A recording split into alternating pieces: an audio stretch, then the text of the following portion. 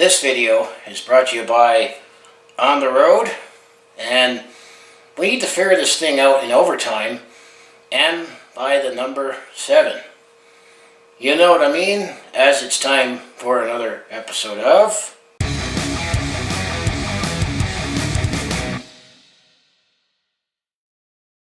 Hi there, it's Brett Hornby here, and welcome back to my YouTube channel, and welcome back to another episode of My Calgary Flames in 6. Yeah, we're in Season 4, now Episode 4, as we'll talk about and recap how Games 13 to 18 went for the Calgary Flames during the 2021-22 NHL Regular Season. And at this point of the schedule, you see a lot more white boxes. In fact, all 6 games are all white boxes because the Calgary Flames are on one of their longest road trips of the season of 7 games. So this road trip was so long that the episode wasn't long enough to encompass the whole road trip. However, you could still say, all things considered, given the strength of the schedule, are we on the cusp of saying the Calgary Flames are serious contenders? We're definitely looking like a playoff team right now. However, I think we're not quite there yet to say we're serious Stanley Cup contenders. I mean, I asked that question back in 2018-19, and we all know how that went. But I'm going to say we definitely are looking like we're getting some key scorers, some key players. And Jacob Markstrom, yes, he is finally looking like that stud number gun goalie. So that's enough of this introduction. Before I get in my notes, as I say, if you want to follow along with this Calgary sports fans journey, home of the Flames, Edmonton Roughnecks, and Stampeders, just make sure you hit like, subscribe. I also have my Brett Hornby shorts for my YouTube shorts on my second channel, so I appreciate like and subscribing that. So without further ado, let's bring on the notes and let's talk about how the past 6 games went for my Calgary Flames. All wearing on the road, still wearing the Ace Beauties. I'm just glad we finally went full retro. And of course, there's timestamps in the description below if you want to jump to any particular parts of the video, including we'll touch upon how our Stockton Heat are doing on the farm.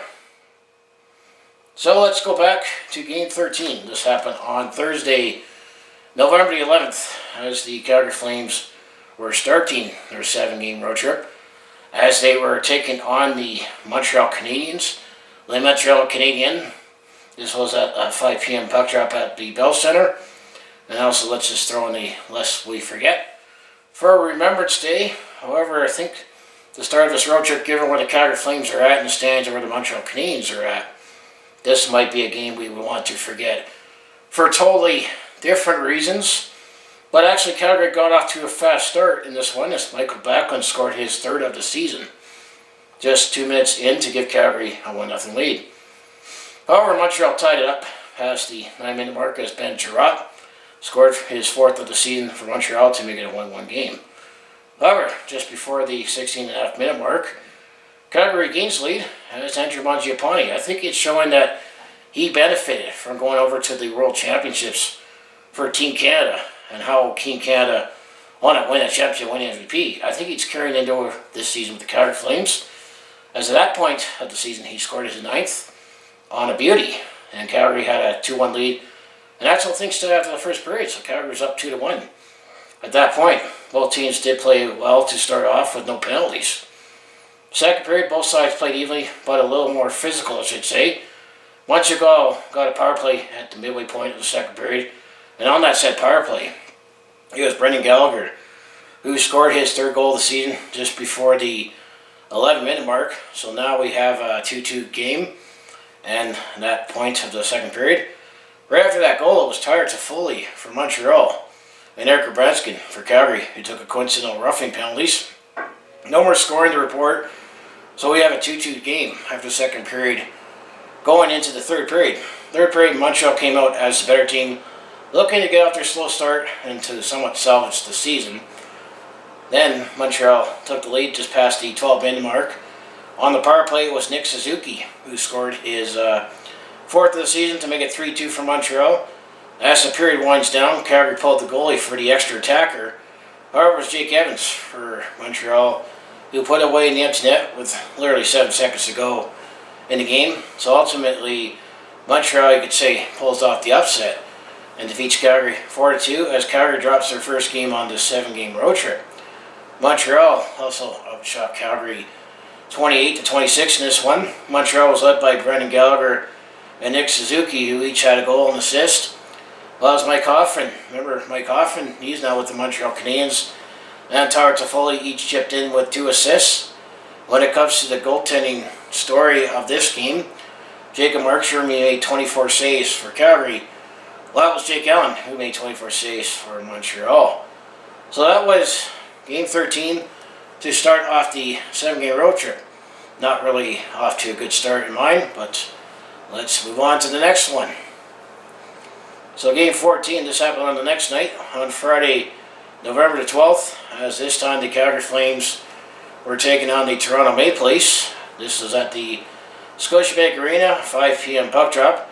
Back at it for the second game of this road trip. And actually, this one would be a fairly quick recap because the first and second periods, there was no score in the report. And it was another fast-paced game as both sides played evenly. Toronto had a slight edge in shots and looked like to be a great matchup with the Calgary Flames. So let's fast forward to the third period. Still scoreless. Calgary got the first goal of the game as it was Oliver Shillington, and one defenseman that has really stood up for the Calgary Flames and really been a top pairing. He scored his second goal of the season just before the 5-minute mark to make it 1-0 for Calgary at that point. However, late in the period, just before the 13-minute mark, was Ondrej Kase, who tied it up for Toronto to make it 1-1. There was no more score in the report in this goaltenders duel. As you know, I'd like to say this one needs overtime. Another part that I said this video has been brought to you by, we need to get this together, figured out in overtime. Well, in overtime, Toronto had better chances, I would say. And at one play, it looked like Austin Matthews missed a great chance, and maybe he would regret it.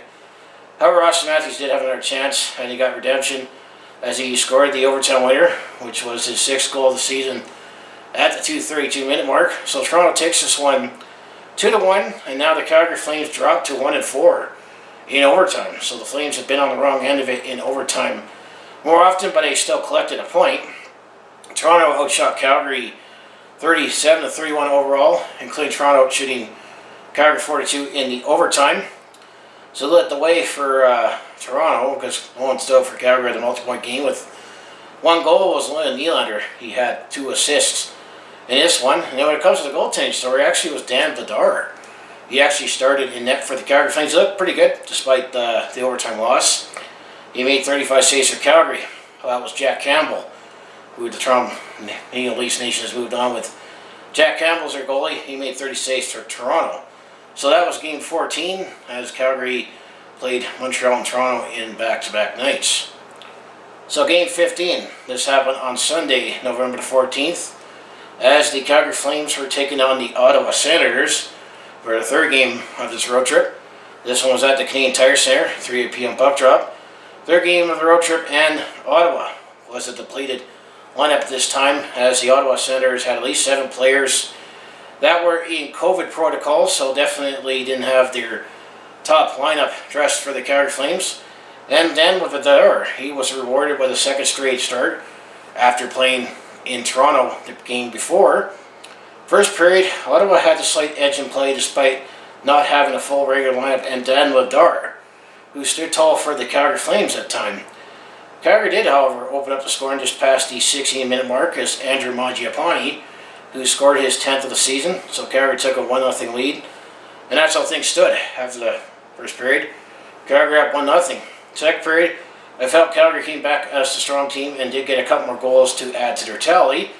First, it was Elias Lindholm, who got his 8th just before the 5.5-minute mark of the second period to make it 2-0. And then on the power play, it was Matthew Tkachuk who scored his 7th just past the 9-minute mark. So Calgary now took a 3-0 lead at this point in the second period. There was no more scoring to report in the second period, so Calgary had a 3-0 lead going into the third period. But before we get into the third period, right at the buzzer of the second period, Eric Branson, former Ottawa Senator, now with the Calgary Flames, him and Zach Sanford had a little fight at the end of the second period. So that's to highlight that.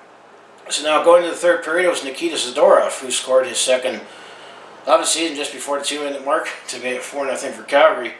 That is interesting. After Nikita Zadorov scored the goal for Calgary, he wasn't involved in an unsportsmanlike penalty a couple minutes later against Brady Tkachuk, so I just had to throw that in there.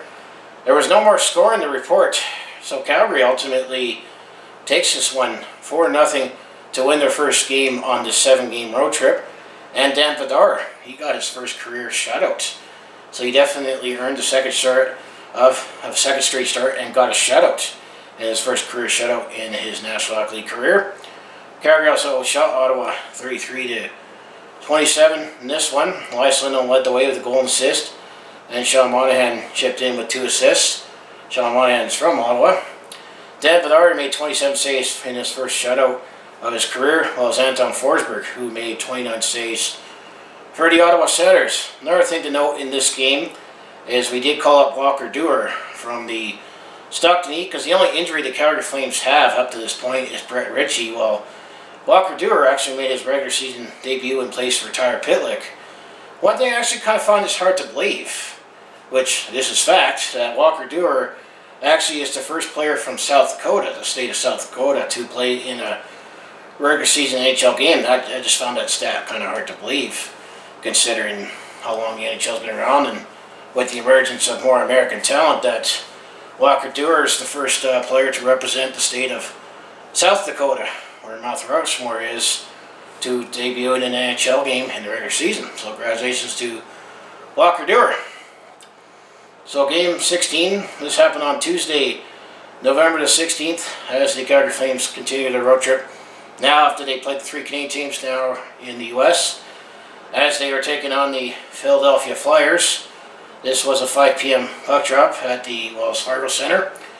Off to Game 4 on this road trip, and the second time in 2 weeks that the Calgary Flames have played the Philadelphia Flyers. The first couple of periods was physical and wide open.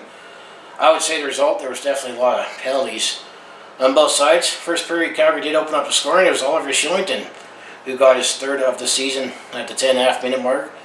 So Calgary took one up the lead, and that's how things stood after the first period. Second period, Calgary on a penalty shot opportunity, as Rasmus Anderson was held by Scott Lawton just past the 2.5 minute mark of the second period. However, Rasmus Anderson did not score on that, so it still was 1-0 for Calgary at that point. And then 2 minutes later, Philadelphia ties it up at 1-1, as it was Kevin Hayes who scored his first of the season at that point of the game. And then just past the 5 minute mark, it was Justin Braun for Philadelphia, and Matthew Tkachuk took coincidental roughing penalties. As I mentioned, this game was a little physical at points.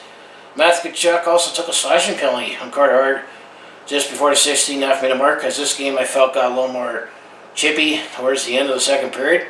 Blake Coleman for Calgary and James Van Riemsdyk took twin-solo minors with 11 seconds to go in the second period. So after all that, we still had a 1-1 game after 2 periods going to the third period. Third period definitely got a lot less physical, but Philadelphia kept pressing and outplayed Calgary, I'd say, big time. I think we held on to go make this one to stay 1-1. Calgary was able to hang on with no scoring report. As you know, I'd like to say this one needs overtime. However, in overtime, a very familiar result, as in these guys being on the wrong end of it, happened again, as Philadelphia had a couple shots, and ultimately it was Cam Atkinson who scored the winner with 45 seconds into overtime. That was his 7th of the season at that point of the season. So Philadelphia takes this one 2-1, and Calgary, I say, now drops to 1-5 in overtime. They never made it to a shootout yet this season, but they are 1-5 in overtime, and now on the road trip they're 1-2. So they still collected points, but I just say it's winning those games and not winning those ones in overtime might be costly for jockeying position if it comes down to that at the end of the season. Also, when it comes to shots, Philadelphia outshot Calgary 43-34 in this one, including Philadelphia having 2-0 in overtime. So when it comes to the goaltending story, well, Jacob Markstrom definitely was huge for Calgary in this one. He made 41 saves, while Carter Hart, he made 33 saves for Philadelphia. So that was Game 16, so we split the season series with the Philadelphia Flyers. So Game 17, this happened on Thursday, November the 18th, as now the Calgary Flames, on their 5th game on this road trip, we're taking on the Buffalo Sabres at the KeyBank Center, 5 p.m. puck drop. And also I'm going to have to throw this in here, that this is the first time the Calgary Flames and Buffalo Sabres are playing each other since the Jack Eichel trade, and so apparently we really tried on getting Jack Eichel. Apparently he offered a better deal, and Flames apparently weren't too happy with the Buffalo Sabres, especially with some word coming out. So how did the Calgary Flames do on the ice with all this stuff off the ice with the trade rumors? Well, first period Calgary came out strong and looked like the better team for most of the game, as I think slowly the Buffalo Sabres reality is starting to settle in with the Buffalo Sabres with their expectations. But getting back to the game, as Johnny Gaudreau opens up the scoring just past the 10.5 minute mark for the first period. That was his 5th this season. So Calgary had a 1-0 lead, and I would say Johnny Gaudreau probably felt good to get that one in net, because he actually took 10 shots on net against the Philadelphia Flyers as he was playing at home, but with no luck there. But he got the goal in Buffalo at least. So there's no more scoring report. So Calgary took a 1-0 lead after the first period, and actually there was no penalty, so that was a fairly clean played first period. Second period, Calgary had a big offensive breakout. First, it was Andrew Mangiapane, who scored his 11th past the minute and a half of the second period to make it 2-0 for Calgary. And then Matthew, I'm still Calgary Flame Tkachuk, makes it 3-0 as he scored his 8th just before the 14-minute mark. Matthew Tkachuk apparently was supposedly rumored to be in this trade. That wasn't. That's probably one of the reasons why the Flames weren't happy with the Sabres. And then just before, over a minute later after Matthew Tkachuk scored, Andrew Mangiapane got his 2nd of the game to make it 4-0 at the 15-minute mark of the second period. And then Calgary got a power play on the face-off after that goal as Andreas Bjork high-sticked Matthew Tkachuk. And then on that power play, it was Johnny Gaudreau who got his 2nd of the game just past the 15-minute mark. So Calgary now took a 5-0 lead after scoring 4 goals in the second period. And that's how things stood after the second period. Third period, Calgary was able to keep Buffalo at bay at times, as there was no scoring or penalties to go in the third period. So Calgary ultimately wins this one 5-0. So now they improved to 2-1-2 on the road trip. Calgary outshot Buffalo 33-27 in this game. Calgary was led by Johnny Gaudreau, who had 2 goals and assists, and Matthew Tkachuk had a goal and 2 assists. Andrew Mangiapane also had the 2 goals, and Chris Tanev had 2 assists. Jacob Markstrom, he made 27 saves for Calgary for his 5th shutout of the season, which leads the NHL at this point. While it was Dustin Dukarski, who started for the Buffalo Sabres, he made 18 saves.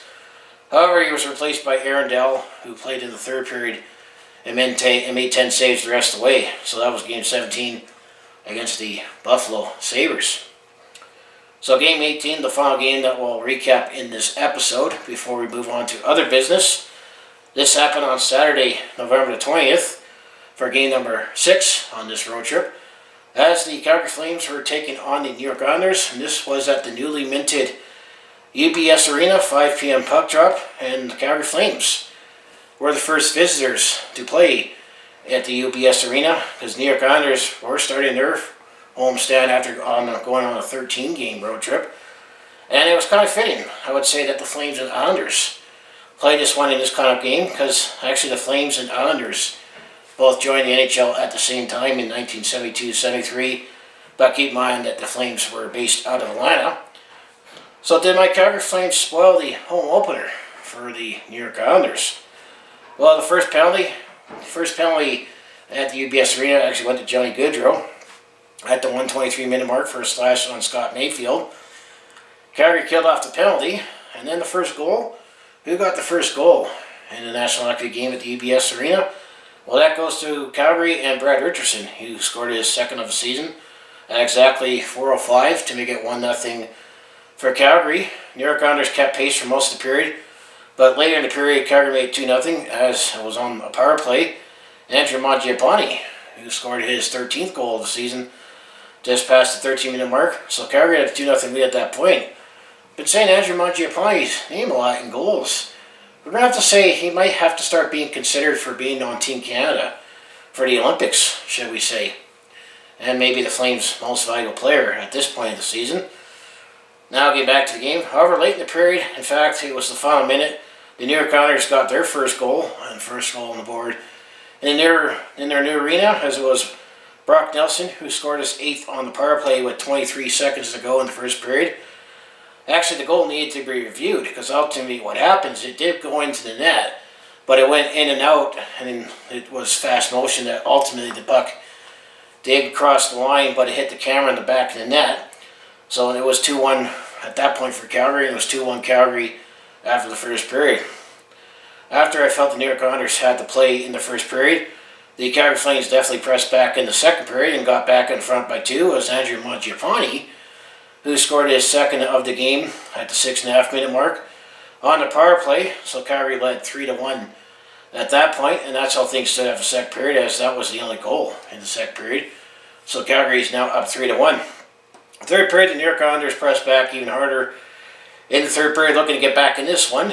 And it was Brock Nelson again for the New York Islanders, who scored his second of the game just before the 2 minute mark. So now we have a 3-2 game for Calgary at that point, as the New York Islanders look to get back, as I mentioned. However, Calgary kept getting strong goaltending when Jacob Markstrom was called upon. Third period was cleanly placed saves, no penalties, so we fast forward to the final couple minutes of the third period, as the New York Islanders pulled the goalie for the extra attacker. However, Calgary was able to put it away with a couple of empty netters. First, Trevor Lewis, he got his first goal as a Calgary Flame at 18:45, and then after that empty net goal, New York Islanders got back into Calgary territory to pull the goal again, and then it was Johnny Gaudreau who got his second and 7th of the season, just over 30 seconds to go.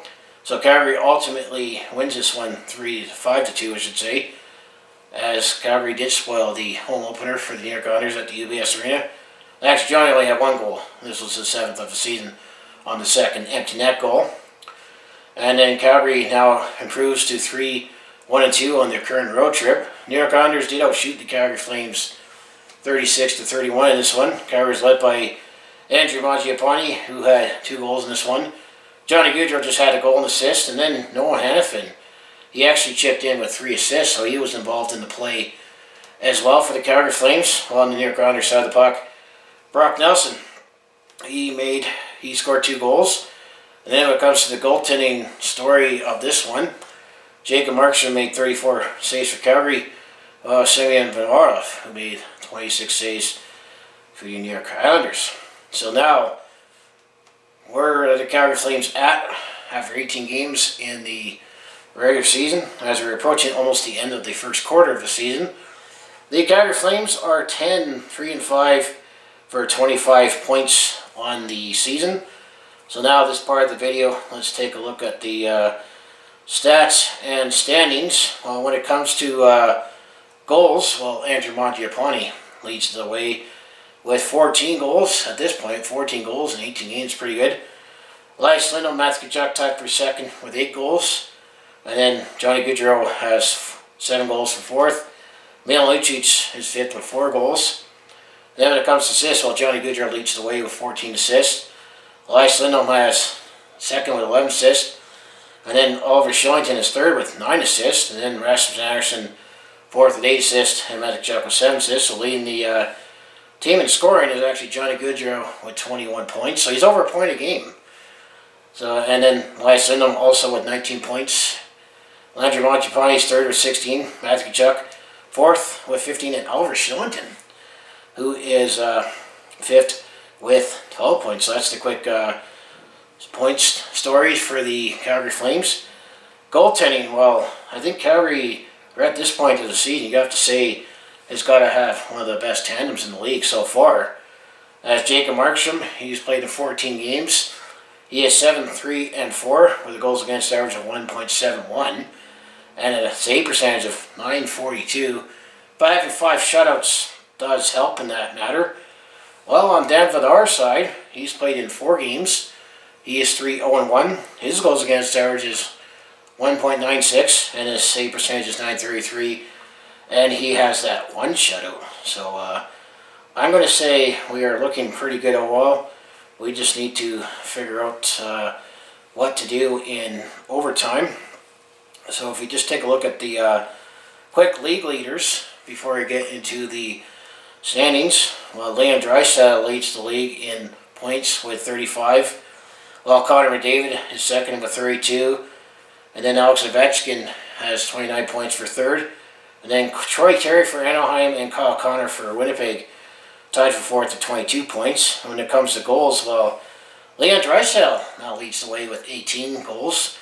Alexander Ovechkin and Andrew Mangiapane, they're both tied for second with 14. So Andrew Mangiapane has just made goals as Alexander Ovechkin, while Connor McDavid, Troy Terry, Kyle Connor, and Matt Duchene and Chris Kreider each have 12 each for long jibe for a tie for fourth. Then when it comes to assists, well, Connor McDavid leads with 20. Ryan Nugent with 18 for Edmonton. Former Calgary Hitman, also Ryan Getzlaf tied with 18 for second in assists. Leon Draisaitl has 17 assists for fourth, and Alexander Ovechkin has 15 assists. So Alexander Ovechkin definitely can collect the assists as well. So that's just the quick storyline when it comes to the league leaders. And then team leaders, well, power play percentage. Edmonton leads with 39.6%. Still pretty good, if you ask me. And then the Calgary Flames are actually sixth in the power play with 25.4%. Penalty kill, when it comes to who leads the league, it's the Pittsburgh Penguins, 80 with 9.1%. And the Calgary Flames are actually sixth in the league in penalty kill at 86.9%. So our special teams are pretty good. Shots per game, or that's the shots against, I should say. Actually, the Seattle Kraken lead that with 26. While the Calgary Flames, guess what? We're sixth in that with 30. So our defensive play is definitely pretty good. There's no face-off win percentage, while the Toronto Maple Leafs lead with 55.1%. While the Calgary Flames have built the pack at 15 at 49.9%. So that's the quick stats part. So now let's take a look at the standings around the league, shall we? So let's start out the West here, as in the Pacific Division. After 17 games, the Edmonton Oilers are leading the way with 26 points, while the Calgary Flames, after 18 games, they got 25. And then surprisingly, the Anaheim Ducks are in the top three in the Pacific Division. They have 23 points after 18 games, but you know, see behind us, it's the Vegas Golden Knights. After 18 games, they have 22 points. So I think the Vegas Golden Knights are starting to pick it up and get healthier. And then the Los Angeles Kings, after 17 games, have 18 points. San Jose Sharks, after 17 games, they have 17 points. And then the Vancouver Canucks, after 18 games, they got 14 points. And then the Seattle Kraken are at the bottom of the Pacific. After 70 games, they got 9 points. So I'm going to say, looking at the Pacific, Edmonton looks strong. We're still looking pretty strong. We just need to figure it out in overtime. Anaheim still seems to keep playing strong, surprisingly. And Vegas is starting to heat up, while I'm going to say Los Angeles, San Jose, Vancouver have really cooled off, and same with Seattle. So things on the Pacific Coast are starting to cool off, except for the Ducks. So now if we go to the Central Division, well, the Minnesota Wild are leading the way. They have 22 points after 17 games. The Winnipeg Jets, they have 22 points after 17 games. And then the St. Louis Blues, they have 20 points after 17 games. Minnesota still look pretty strong. Same with Minnesota. St. Louis has been up and down. But Nashville is fourth after 17 games and 19 points. In the Central Division, I think you got to watch out for Colorado, because I think they're slowly getting together. They've only played 14 games, but they have 17 points. And then Dallas in fifth or sixth place. They have 16 points in 16 games. And then Chicago, after 17 games, they got 12 points. And then Arizona, after 18 games, they have 8 points. Arizona is actually looking a little better. They're not going to be as bad as the 1974-75 Washington Capitals, but I don't think. I think if you're below Dallas in the Central, I almost think you're almost looking at next year territory. Because keep in mind, it's almost American Thanksgiving, and teams look at that as a guideline for should we really realistically have a chance or not.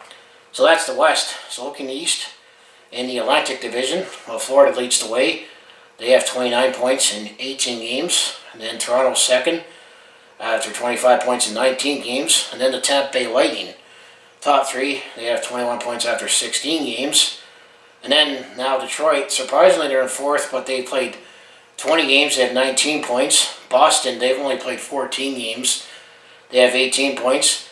Buffalo, they have 16 points in 16 games, but Buffalo I think is slowly coming down to earth again. Montreal, after 20 games, they have 12 points. And then Ottawa, well, after the Calgary game, they had to shut down for 3 games, but Ottawa's getting players back from protocol. They've only played 15 games, but they have 9 points. So looking at the Atlantic, I'm going to probably say Boston down. You're pretty much, but if you're below Boston, you're almost looking at it's starting to get tough now. And now in the Metropolitan, well, Carolina is leading the way.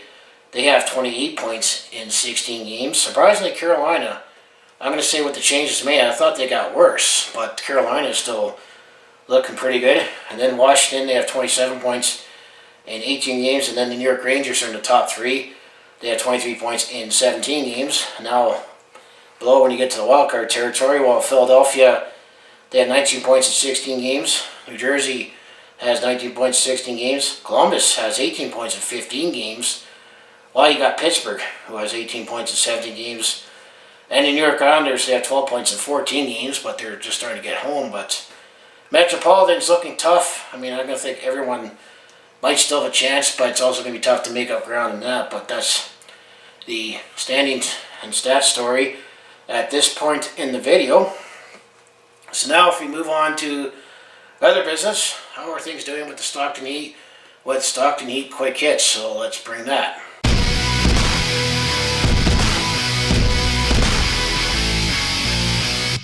So now if we take a look at the Stockton Heat, well, they actually only played 3 games when I captured where the Flames scheduled at the same time. So their 10th game of the season, this happened on Wednesday, November the 10th, as the Stockton Heat were taking on the Bakersfield Condors. This is the Edmonton Oilers affiliate at the Mechanics Bank Arena on the road, 7 p.m. puck drop.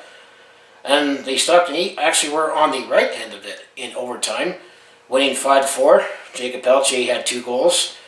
Byron Freeze, Matthew Phillips had a goal and assist. Connor Mackey had 2 assists, and Dustin Wolf, he made 41 saves in net. So game 11, this happened on Friday, November the 12th, as the Stockton Heat had a weekend set, this time with the Henderson Silver Knights at the Stockton Arena. And Henderson, they're in Henderson, Nevada, the Vegas Golden Knights affiliate. Well, the Stockton Heat, they won this one 3-2 in a shootout. Who led the way was Adam Ruzicka, who had a goal and assist. Jacob Markstrom had a goal, and it was Dustin Kirkland who scored the shootout winner. And it was Adam Werner who made 22 saves in net for Stockton. And then the last game for the Stockton Heat quick hits, game 12 on Saturday, November 13th. As once again, Henderson were playing Stockton in Stockton. 7 p.m. puck drop. Well, this time Henderson was on the other end of it in overtime as they won 4-3. Who led the way for Calgary? Well, Glenn Godwin, or Stockton I should say, who started the season in Calgary, was Glenn Godwin with 2 assists. Adam Ruzicka, Luke Phillip, and Connor Zary each had a goal. Dustin Wolf had 22 saves. So the top 5 in scoring down in the farm at Stockton. Well, Adam Ruzicka, after 11 games, he has 9 goals, 6 assists for 15 points. Jacob Markstrom, after 11 games, he has 5 goals, 8 assists for 13 points. Glenn Godwin, he's played 9 games with Stockton with a goal, 10 assists for 11 points. Matthew Phillips, after 11 games, he has 4 goals, 6 assists for 10 points. And Byron Freeze, who has 9 games played, 2 goals, 6 assists for 8 points. So that's the top 5 in scoring when it comes to Stockton. Goaltending is just as impressive in the American Hockey League as it is up here in the NHL. As Dustin Wolf, after 7 games, he has 5-0-2 with a .225 goals against average and a .930 save percentage. And Adam Werner, after 4 games, he's 4-0-0 with a .196 goals against average and a .922 save percentage. So things both in Flames and Heat land are looking pretty good. As the Stockton Heat, after 11 games, they are 9-0-2 for 20 points. And they are first in the Pacific Division in the American Hockey League as of this recording. So both teams are actually looking good with organizational depth is looking pretty good. I'm liking, what I'm hearing saying guys like Adam Ruzicka, we drafted in the 4th round in 2018. Jacob Pelche, who we drafted 1st round in 2019. Glenn Gaudreau was a player that we signed as a free agent who didn't work out with St. Louis. And then Matthew Phillips is another player we drafted, and Byron Fraser is just organizational depth. But then the Dustin Wolf's goaltending draft pick, and then Adam Warner was another player we signed. So looks like organizational depth is looking good right now. So now let's take a look ahead to the final part of the video before we wrap things up. So for the Calgary Flames, the next 6 games, which will be in the next episode.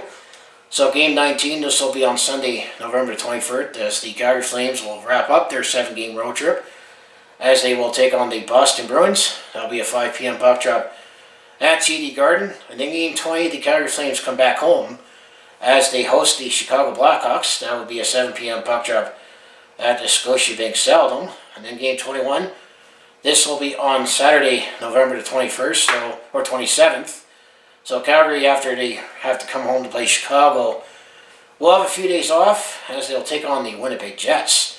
That'll be an 8 p.m. puck drop on Hockey in Canada. That's going to be a pretty good game to see where Calgary and Winnipeg are at this point.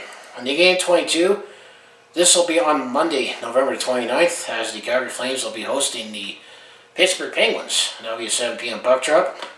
And then the Calgary Flames go back on the road and go do some California dreaming, as on game 23 on Thursday, December the 2nd, as the Calgary Flames will be on the road, take on the Los Angeles Kings. That'll be an 8:30 puck drop at the Staples Center. And now game 24, which will be before going into the next episode, on Friday, December 3rd, the Calgary Flames will be taking on the Anaheim Ducks. So we have some big California games coming up. That'll be an 8 p.m. puck drop at the Honda Center. And then when it comes to the Stockton Heat, as the Stockton Heat, they actually want to have more games in the quick hits for the next episode. Their game 13 will be on Sunday, November 21st, as the Stockton Heat will be at the Ontario Reign, Ontario, California, and that's the Los Angeles Kings affiliate. That'll be at Toyota Arena, 4 p.m. puck drop. And then Monday, November 22nd, Stockton Heat will take on the Ontario Reign again the next night. That'll be an 8 p.m. puck drop at the Toyota Arena. And then game 15, this will be on Friday, November 26th. The Stockton Heat will be on the road at the Colorado Eagles, which is the Colorado Avalanche affiliate, at the Budweiser Event Center, 7:05 puck drop. And then on game 16, Saturday, November 27th, the Stockton Heat will play the Colorado Eagles again. This will be at the Budweiser Events Center at 3:05 puck drop.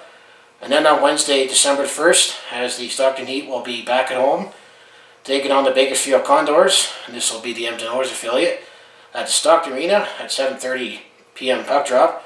And then game 18 on Wednesday, December 3rd, when the Calgary Flames are taking on the Anaheim Ducks, well, the Stockton Heat will be taking on the San Diego Gulls at Stockton Arena, which the San Diego Gulls are also the Anaheim Ducks affiliate. So that's what to look forward to in the next episode.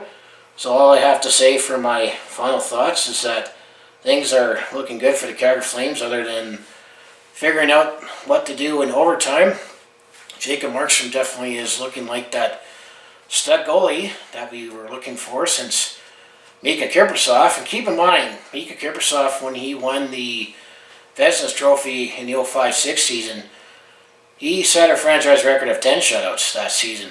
Jacob Markstrom's already halfway there, or a quarter way through the season. So it might be ridiculous to say he is going to record 20 shutouts, but Jacob Markstrom and Dan Vladar is going to stall our goaltending, but I think that's also big with our defense. And I mean, the only injury that we've had up to this point is Brett Ritchie. So Calgary stayed fairly healthy, but a lot of players that have been regularly scratched has been Yusuf Valimaki, Michael Stone, and Walker Dewar. However, there is some rumblings about Yusuf Valimaki being a little disgruntled with not playing, but at the same time, we're not fixing the changing the lineup if it's been successful up to this point. But that might be something to watch for as the season progresses.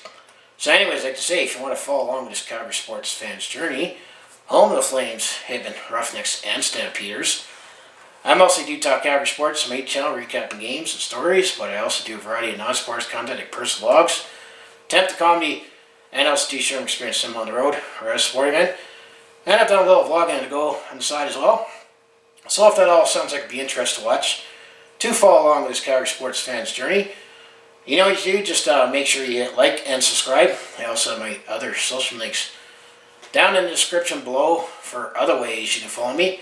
As I mentioned, I got my Brett Hornby Shorts channel where I put my short form content on there. Let's say, for example, doing a quick recap of the Calgary Flames game. So you can take a look at me over there as well. So I appreciate like and subscribe on this channel and my second channel as well. So I just want to say, go Flames go. Thanks for watching, and I'll see you in the next video.